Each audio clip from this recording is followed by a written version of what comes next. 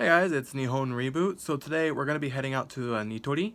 Now, I can't bring my gimbal and whatnot because they're going to call me out on it, so I'm just going to be doing a small cell phone video here. And we're going to be looking for ways to save space inside a tiny Japanese apartment such as mine. So I got a comment the other day asking just a couple of questions primarily about space and how can you fit so much in such a small area. And we're going to be heading out to the Nitori to go look at some items that would potentially be a great idea. And I actually do have a couple of things in mind which I'm going to be sharing. But first, I want to show you a quick big brain strat here.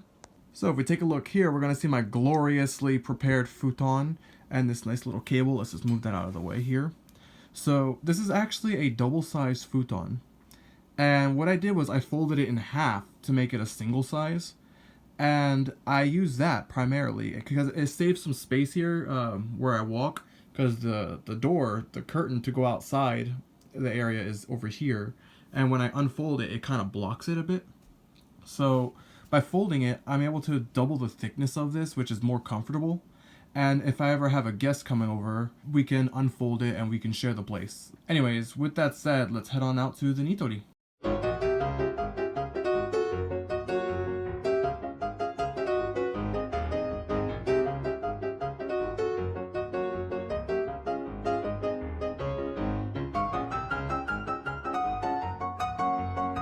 Ah, there they are.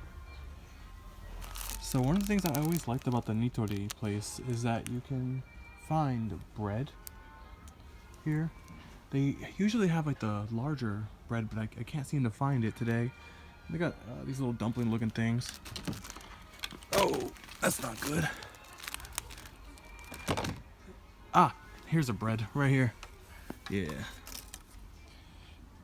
Yeah, these things are freaking amazing and they're super soft. These pillows, I highly recommend getting them. And I know the video is about saving space, but come on, it's bread. You guys can make room for that. The first thing I wanted to talk about is going to be foldable furniture.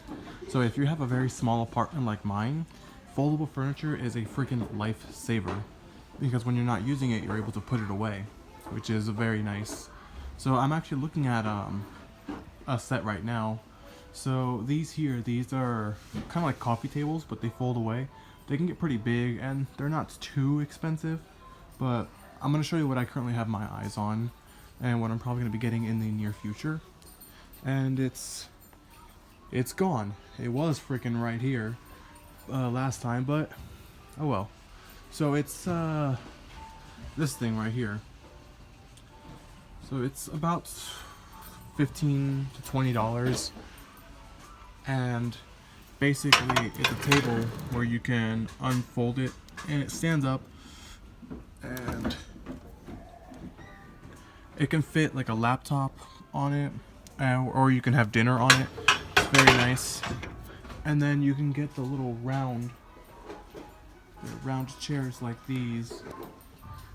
So if you have guests coming over, how much are the chairs?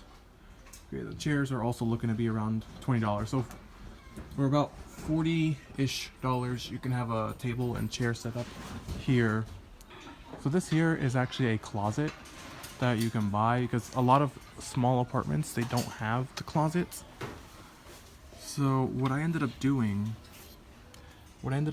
here is I bought this and I used it for around not even 6 months, like 4 months. But these metal things, they're not very strong. So you can see this bar here. That's where you hang your clothes on a hanger. But after about 4 months, I was noticing the bars were they were bending a lot. So around here, I kept and I threw the top part away. And I used these baskets. And then I bought a small table and I put this part underneath the table. So I use the table to put my personal items on, and then I could put like my socks and bags on here, and it's able to save a lot of space. So I showed earlier my my strategy with the double-sized futon, but if you don't think you're ever going to have people over spending the night and a single-sized futon is just fine, you can get one of these bunk bed like items and put the futon on top, and then you can use the bottom like this here for a small table. And this is assuming that you're not like me with a huge gaming PC. Now, a lot of these bunk beds here, they do have the desk already built in, like this, which is very convenient if you are on a laptop. And you can get a small chair like this one here, which is $50, which is a rip-off. You can get a much cheaper chair for that size. Which, anyways, I actually have been looking at this personally, but I don't think I'm gonna ever get it. But this would be the one that I would personally recommend for most people because it has a larger size desk, and it has this little bookshelf thing where you can put all of your items, not just books, but like deodorants and personal items, and then you can sleep up there. So it's very nice. So these giant chairs are pretty much a no. You don't want to use these. In my apartment, I do have an esports chair, kind of like this one, but it's not, it's a lot bigger than this. And I use a table that I bought at IKEA, which is a big table that can fit my gaming PC. And it takes up a lot of space. It takes up more than a fourth of my apartment. So I highly recommend against those. What I would recommend in most situations would be a fold-out table. So imagine my surprise when I finally got an apartment with a closet in Japan, and it took like 4 different apartments to finally get one. And when I went into the apartment closet, I found out that there was no bar to actually hang your clothes in. So you're gonna probably need one of these here. And the one that I use, I believe, is this one. It's only about $10, and it's pretty strong. And you can fit it inside the closet. The bottom area is where you are supposed to put like your futon and whatnot, but I don't. I just use it as storage. And then the top area, I put this thing here, and I put my clothes on that. And it's been amazing for me so far. It's much stronger than the that thing that I showed earlier, which broke within a few months. And it saves space in the room because I no longer have to put my clothes out on the floor space to hang, which is also very nice.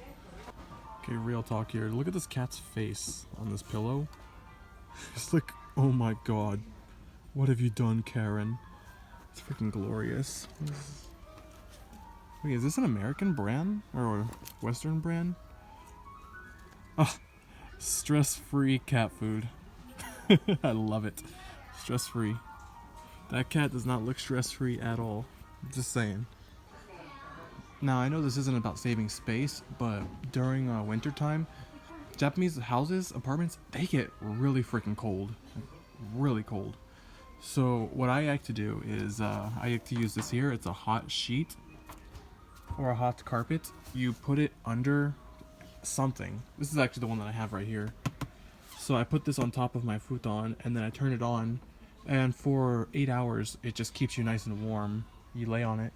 Now you could always use the heater, but the way Japanese houses are, like, it'll just dry out your throat really fast.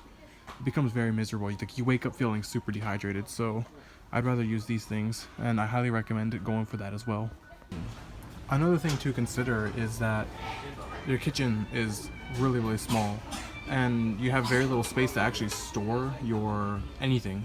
So I personally only have one fry pan, and I try to go for the ones where this part is like really long. It's like a very deep bowl. That way I can use it as a fry pan, but I can also use it for things like soups and whatnot. Let me see if I can find one. Yeah, something like this here would be nice. So you can make your pastas, you can make soups, and then you can use it as a regular fry pan as well. And a lot of Japanese kitchens for small houses only have one stove, whether it be gas or electric. So having many pots and whatnot, you're probably not really going to need them. So this is a really good option if you're really strapped on space and are also strapped on cash and just trying to get the best bang for the buck in terms of flexibility. And that's a wrap. I hope I was able to show you some items that would be very useful for small apartments. I'm going to be buying a couple of them this coming Wednesday as it's payday, along with a brand new camera, which will hopefully give a much better quality for this channel as it hits its 500 subscribers goal, which should be by the end of this month. I'm super excited about that. And I want to give a thank you for all those who have been supporting me up until this moment. And hopefully this coming year, we're going to start traveling more and I'll be able to show you much better footage. So with that said, thank you guys for watching. Again, please subscribe if you aren't already, and I'll see you in the future. Take care.